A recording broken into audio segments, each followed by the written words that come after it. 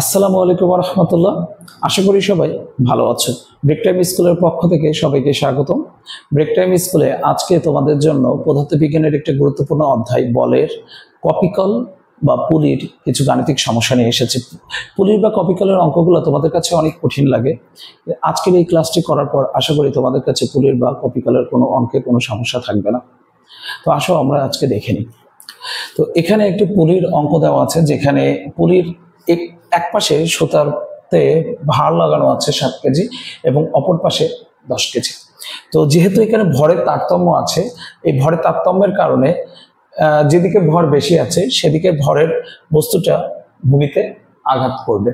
তো এখন আমরা ধরে নিই যে এটা একটা এই কপিকল বা এই পুলিটা একটা সিস্টেম, যে সিস্টেমের ত্বরণ আমরা ধরে নিই যে ত্বরণটা হচ্ছে এ। আমরা মনে করি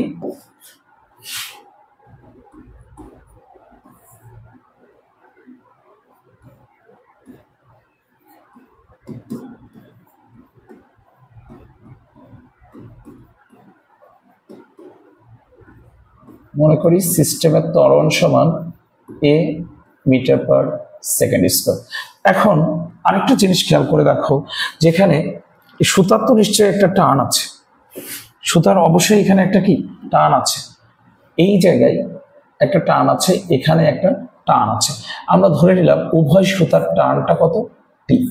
আর আমরা ধরে নিয়েছি যে এখানে এই 7 কেজি ভরের বস্তুটা এ ত্বরণে উপরের দিকে উঠবে, আর 10 কেজি ভরের বস্তুটা এ ত্বরণে ঠিক নিচের দিকে নামবে। তাহলে এই 10 কেজি ভরের বস্তুটার ভরটাকে যদি আমরা m1 ধরি, আর 7 কেজি ভরের বস্তুটার ভরটাকে যদি আমরা m2 ধরি, তাহলে সেই ক্ষেত্রে আমরা বলতে পারি যে m1 গ্রেটার দেন m2। তাহলে m1 ভরের বস্তুটা m2 ভরের বস্তু থেকে বড়, আর যার কারণে m1 ভরের বস্তু এবং m2 ভরের বস্তুর ভরের তারতম্যের কারণে এই m1 ভরের বস্তুটা এ ত্বরণের নিচের দিকে নামবে, আর m2 ভরের বস্তুটা এ ত্বরণের ঠিক উপরের দিকে উঠবে। অর্থাৎ আমরা এখানে ধরে নিয়েছি বা মনে করি সিস্টেমের ত্বরণ ধরেছি এ মিটার পার সেকেন্ড, এবং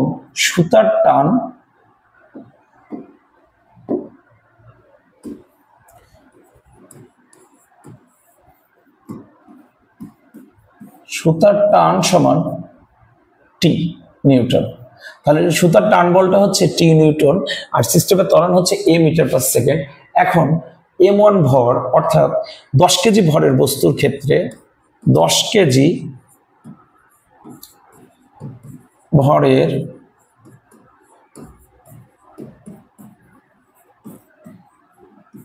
বস্তুর ক্ষেত্রে আমরা এখানে দুইটা বল কাজ করছে, একটা হচ্ছে টান বল টি, আরেকটা হচ্ছে অভিকর্ষজ বল। তো এই দ্বিতীয় অর্থাৎ প্রথম বস্তু যেটা আমরা 10 কেজি ভরের বস্তু, এই বস্তুর 10 কেজি ভরটা বেশি টান বলের তুলনায়, যার কারণে এই বস্তুটা নিচের দিকে নামছে। এখন যেহেতু বস্তুটা নিচের দিকে নামছে, তাই আমরা বলতে পারি যে বস্তুর অভিকর্ষজ বলের মান টান বল অপেক্ষা বেশি। এই জন্য এর লব্ধি বলটা হবে হচ্ছে m1g বিয়োগ t ইকুয়াল m1a। আবার 7 কেজি ভরের বস্তুর ক্ষেত্রে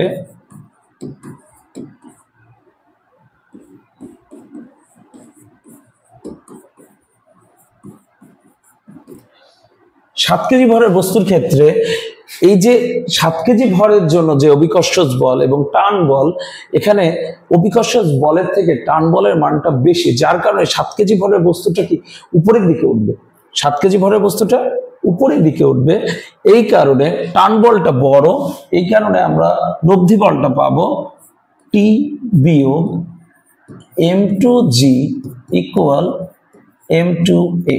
এখন 10 কেজি ভরের বস্তুটাকে এইখানে এটাকে একটা 1 নম্বর সমীকরণ এবং পরেরটাকে আমরা যদি 2 নম্বর সমীকরণ দিই, তাহলে তোমরা এই ক্ষেত্রে তোমরা দেখো তো বুঝতে পারছো কিনা যে এই যে আমরা এখানে একটা সমীকরণ ব্যবহার করেছি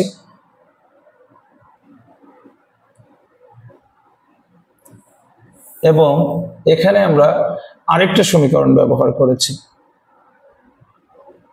এখন উভয় সমীকরণটা আমরা যদি এই দুইটা সমীকরণে প্রথমটাতে টান বলটা বিয়োগ হয়েছে অভিকর্ষজ বল থেকে, দ্বিতীয় বলটা টান বলটা বেশি হওয়ার কারণে আমার টান বল থেকে অভিকর্ষজ বলটা বিয়োগ হয়ে আমরা নিট বল পেয়েছি। এখন উভয় বলের সমীকরণটা আমরা যদি যোগ করে দিই, অর্থাৎ 1 ও 2 নং সমীকরণ যোগ করে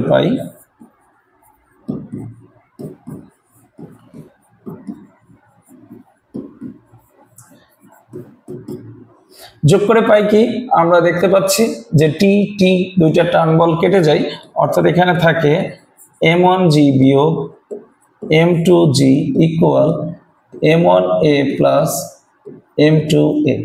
আমরা এই সমীকরণটা থেকে আমরা পাই m1 মাইনাস m2, এখান থেকে g কমন নিলাম, আর এখানে m1 প্লাস m2, এখানে a কমন নিলাম। তাহলে বা আমাদের যে সিস্টেমের ত্বরণ সেখানে আমরা পাচ্ছি m1 minus m2 into g, আর নিচে পাচ্ছি m1 প্লাস m2। আমরা এখন যদি এই সমীকরণে মানটা বসিয়ে দিই, বা a ইকুয়াল m1 এর মান 10 minus 7 into 9.8 divided by 10 plus 7, তাহলে আমরা পাচ্ছি 3 ইন্টু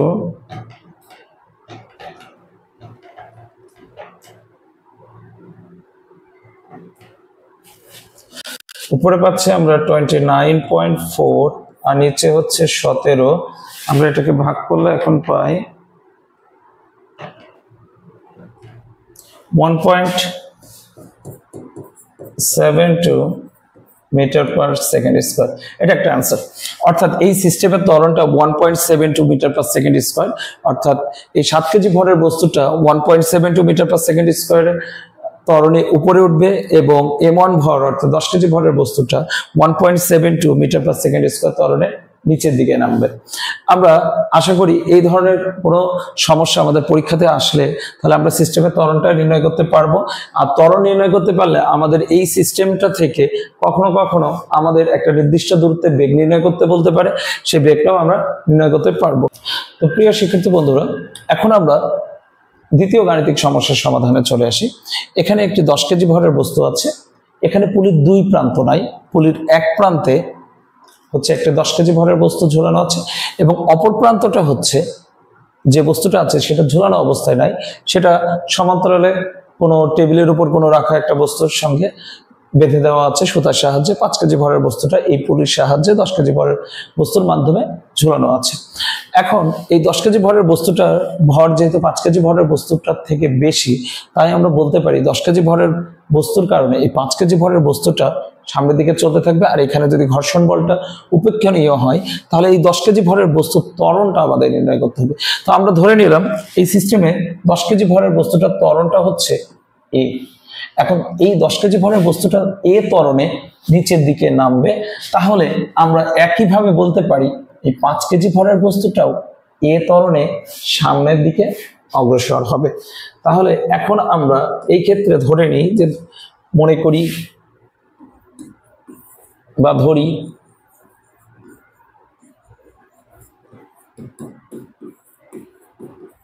দশ কেজি ভরের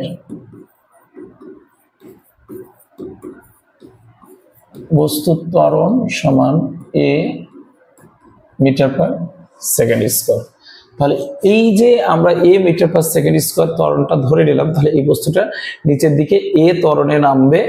আর এখানে যে অভিকর্ষজ বলটা কাজ করবে, অর্থাৎ এই অভিকর্ষজ বলটা যে আমার নিচের দিকে কাজ করছে, সেই বলটা সম্পূর্ণভাবেই এই 5 কেজি ভরের বস্তুটার উপর প্রভাব ফেলছে। তাহলে আমরা এখন দেখে নিই যেখানে কিভাবে কাজ করছে।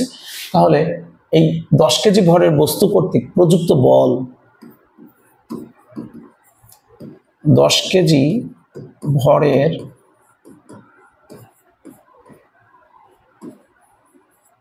বস্তু কর্তৃক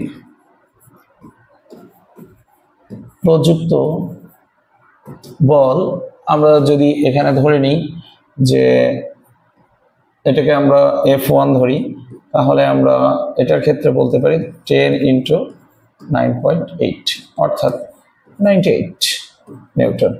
তাহলে এই 98 নিউটন 5 কেজি ভরের বস্তুর উপর ক্রিয়া করছে। তাহলে আমরা এখন 5 কেজি ভরের বস্তুর উপর এই টোটাল বলটাই কিন্তু ক্রিয়া করছে। তাহলে 5 কেজি ভরের বস্তুটা কত ত্বরণে আসছে? এ ত্বরণে আসছে। তাহলে 5 কেজি ভরের বস্তুর উপর এই বলটা যদি ক্রিয়া করে, তাহলে 5 কেজি ভরের বস্তুর ত্বরণ যদি এ হয়, আর সেই ক্ষেত্রে আমরা বলতে পারছি যে 10 কেজি ভরের বস্তুর ত্বরণও কিন্তু এ ত্বরণেও নিচে নামছে, আর 5 কেজি ভরের বস্তুটা এ ত্বরণে সামনের দিকে অগ্রসর হচ্ছে। সেই ক্ষেত্রে আমরা লিখতে পারি 5 কেজি ভরের বস্তুর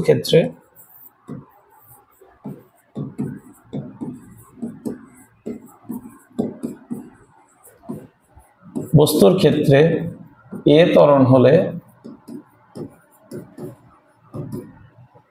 5 কেজি ইন্টু এ ইকুয়াল 98 বা এ ইকুয়াল 98/5। আমরা এখান থেকে যেটা পাচ্ছি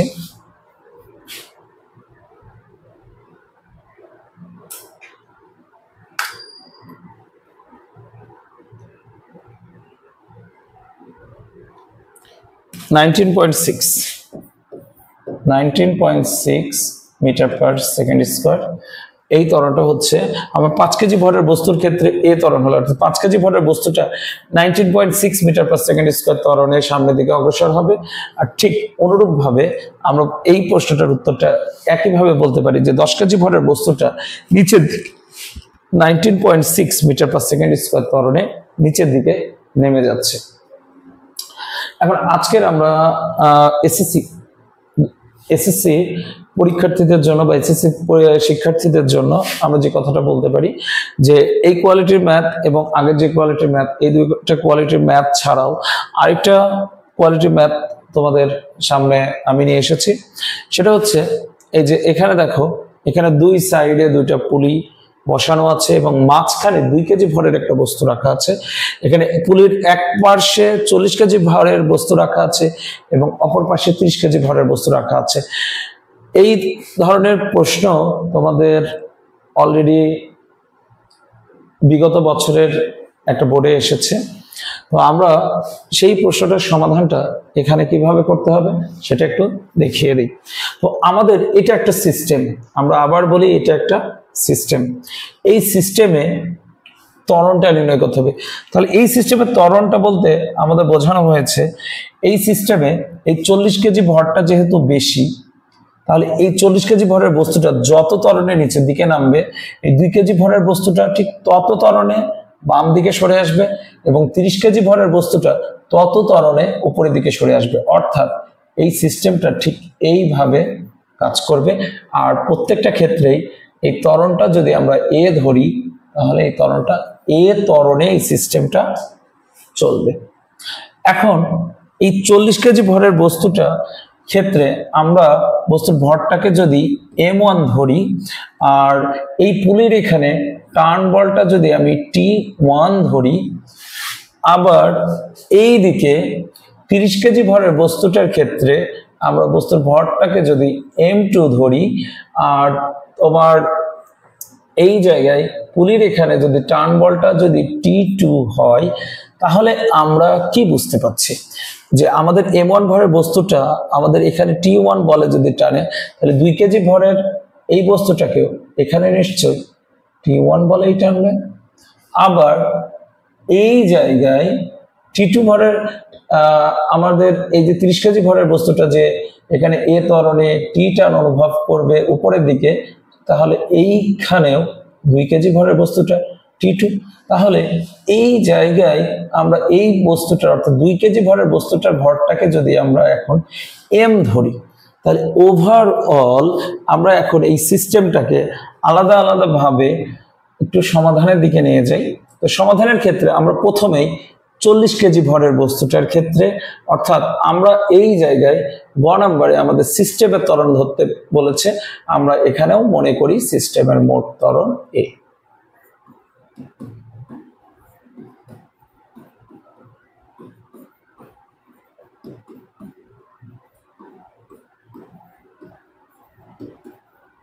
ত্বরণ সমান a meter per second square. আমরা যেভাবে ধরেছি, আমরা প্রথমে 40 কেজি ভরের বস্তুর ক্ষেত্রে একটু ব্যবহার করি। 40 কেজি ভরের বস্তুর ক্ষেত্রে, যেহেতু 40 কেজি ভরের বস্তুটার ভর 30 কেজি ভরের বস্তুর থেকে বেশি, তাহলে নিশ্চয়ই এই টার্ন T1 থেকে 40 কেজি ভরের যে অভিকর্ষজ বলটা নিশ্চয়ই বেশি। তাহলে আমরা প্রথম যেভাবে আমরা এই পুলির অঙ্ক করেছিলাম, অর্থাৎ 40 কেজি ভরের কারণে যে অভিকর্ষজ বলটা সৃষ্টি হবে তা আমাদের এই টার্ন T1 বল থেকে বেশি, অর্থাৎ এখানে লব্ধি বলটা যেটা পাবো সেটা হচ্ছে M1A। এই ক্ষেত্রে আমরা এখান থেকে পাই টার্ন T1 সমান M1G প্লাস M1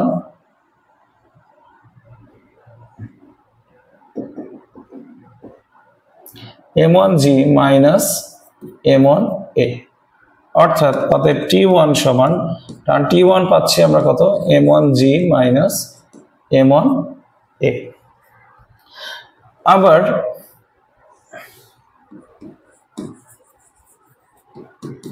আমরা 30 কেজি ভরের বস্তুর ক্ষেত্রে আমরা কি পাই,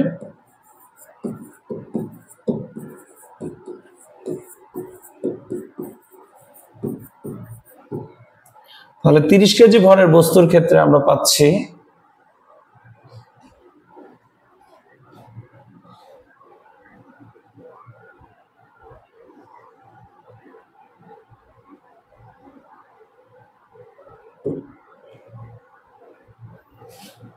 এখানে দেখো T2, টার্ন T2টা বড়, যার কারণে 30 কেজি উপরের দিকে উঠছে, অর্থাৎ M2G ইকুয়াল M2A।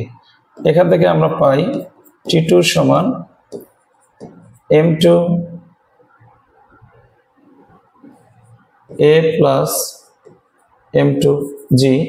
আমরা এটা আগের মতো সাজিয়ে লিখতে পারি, অথবা এটাকে আমরা 1 নম্বর সমীকরণ দিলাম, এটাকে আমরা 2 নম্বর সমীকরণ দিলাম।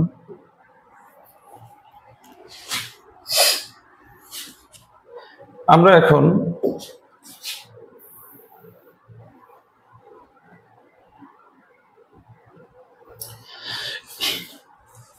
এই অংশটাই একটা জিনিস আমাদের একটু ভুল হয়েছে, সেটা হচ্ছে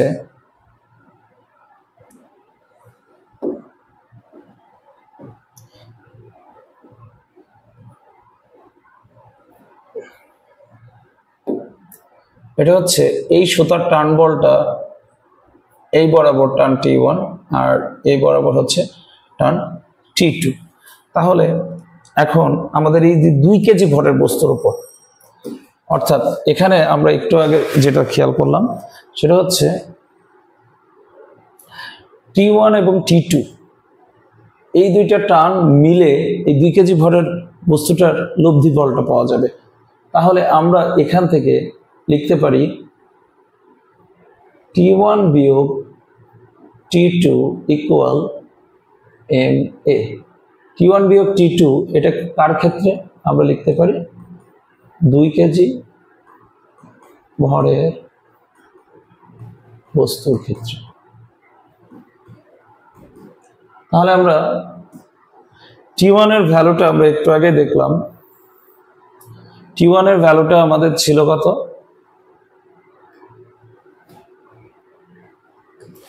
এই যে আমাদের T1 এর ভ্যালুটা কিন্তু এটা ছিল,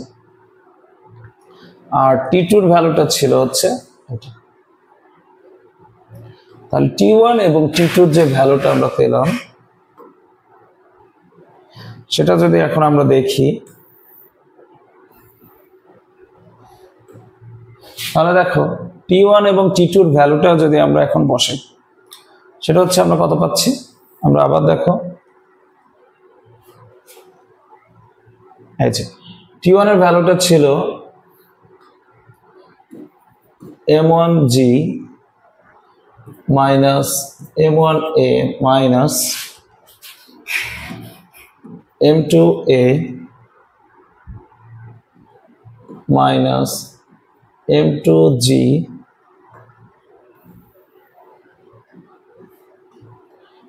ইকুয়াল MA। তাহলে বা m1g মাইনাস m2g, আমরা এ গুলা সব একদিকে নিয়ে যাই, তাহলে আমরা পাচ্ছি এখান থেকে জি কমন নিলে m1 মাইনাস m2g ইকুয়াল এখান থেকে a কমন নিলে m plus m1 plus m2, তাহলে বা a equal m1 minus m2 into g divided by m1 plus m2 plus m। অর্থাৎ আমরা এখান থেকে যেটা পাই সেটা হচ্ছে m1 এর মান ছিল 40 minus 30 into 9.8 divided by m1 ছিল 40 প্লাস 30 প্লাস 2 মানে 40 প্লাস 2। আমরা এখান থেকে পাই 10, এটা আসে 98, নিচে আসে 72, আমরা 98 কে 72 দ্বারা ভাগ করলে পাই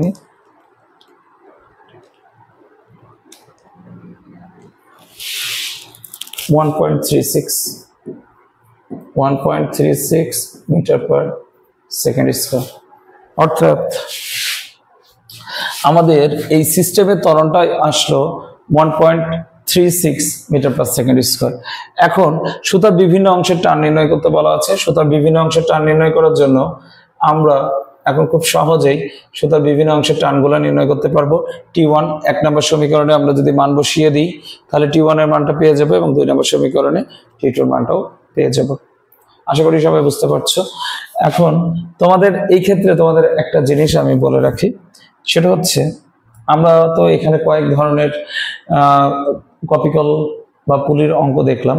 তো প্রথম ক্ষেত্রে যেটা আমরা কপিকল বা পুলির অঙ্ক পেয়েছিলাম, একটু খেয়াল করলে দেখবা যে এখানে আমরা যেটা পাচ্ছি সেটা খেয়াল করো যে আমরা এখানে যে অংশটা পাচ্ছি, এখন এই ধরনের সুতার দুই প্রান্তে যদি পুলি থাকে, সুতার দুই প্রান্তে যদি ভাঁড় দেওয়া থাকে, তাহলে আমরা এই ক্ষেত্রে ত্বরণের যে সূত্রটা আমরা লিখলাম প্রত্যেকটা ক্ষেত্রে কিন্তু আমাদের ত্বরণের সূত্রটা সেম হবে, যেটা ভরটা অর্থাৎ যেই পার্শ্বে ভরটা বেশি থাকবে, যেই পার্শ্বে ভরটা বেশি থাকবে সেই ভরটা, অর্থাৎ আমার এখানে m1 ভরটা বেশি ছিল, m2 ভরটা কম ছিল, অর্থাৎ m1 মাইনাস m2g, আর এখানে দুইটা ভর ছিল, এই দেখো সূত্রটা লিখছি m1 প্লাস m2। আমরা পরেরটাতে যদি খেয়াল করি, অর্থাৎ প্রত্যেকবার তোমরা কিন্তু সূত্র এইটাই ব্যবহার করবা, অর্থাৎ যেটা ভর বেশি সেটা থেকে তার ভরের ভরটা কম করে অভিকর্ষ ত্বরণ দিয়ে গুণ করবা এবং দুইটা ভর দিয়ে ভাগ করে দিবা, তাহলে তোমরা নিট ত্বরণ পেয়ে যাবে। পরেরটার ক্ষেত্রে আমরা যেটা খেয়াল করে দেখছি, পরেরটার ক্ষেত্রেও আমরা যদি একটু দেখি যে এখানে একটা ভর আছে। এখন একটা ভরের ক্ষেত্রে আমাদের ত্বরণ নির্ণয় করার ক্ষেত্রে একটা ভরের ক্ষেত্রে আমাদের কোনো সমস্যা নাই, তাহলে এই যে একটা ভর ইন্টু জি ডিভাইডেড বাই আরেকটা ভর, অর্থাৎ আমি যদি এটাকে m1 ধরি, নিচেরটা m2, অর্থাৎ এইটা কিন্তু তোমার আরেকটা সমীকরণ। তাহলে এটা একটা। আমরা যদি 3 নাম্বার যেটা দেখলাম, এই যে এখানে 3 নম্বরের ক্ষেত্রে আমরা যে কাজটা করছি, দেখো 3 নম্বরের ক্ষেত্রেও কিন্তু আমাদের নিট ত্বরণের সূত্রটা কিন্তু এর কোন পার্থক্য নাই। কেমন দেখো, দুইটা ভর আছে, তার যার মধ্যে এখানে 3টা ভর আছে, 3টা ভরের একটা তো মাঝখানে আছে, মাঝখানেরটা আমরা বিবেচনায় নিব না, আমরা দুই প্রান্তেরটাই নিব। তো দুই প্রান্তেরটার মধ্যে কোনটা ভর বেশি কোনটা ভর কম এর উপর ডিপেন্ড করে আমরা একটাকে বড় ধরবো। আমরা এটাকে m1 কে বড় ধরেছিলাম, এটাকে m2 কে বড় ধরেছিলাম। এর সাথে আমরা তাহলে কাকে দিব, জি কে ব্যবহার করব, আর নিচে আমরা ভাগ দিব হচ্ছে কারণ যতগুলা ভর থাকবে ততগুলাকে, অর্থাৎ m plus m1 plus m2। অর্থাৎ যত এই ধরনের কপিকল বা তোমার পুলির অঙ্ক আছে, তত পুলি বা কপিকলের অঙ্কে তোমরা ডিরেক্টলি এই সূত্রটা ব্যবহার করে অঙ্ক সমাধান করতে পারবা, কোনো ধরনের সমস্যা নাই এবং মার্কস ফুল মার্কস পাবা। ধন্যবাদ সবাইকে। আজকের ক্লাসটা কেমন লাগলো সবাই জানিও। আসসালামু আলাইকুম ওয়া রাহমাতুল্লাহি ওয়া বারাকাতুহু।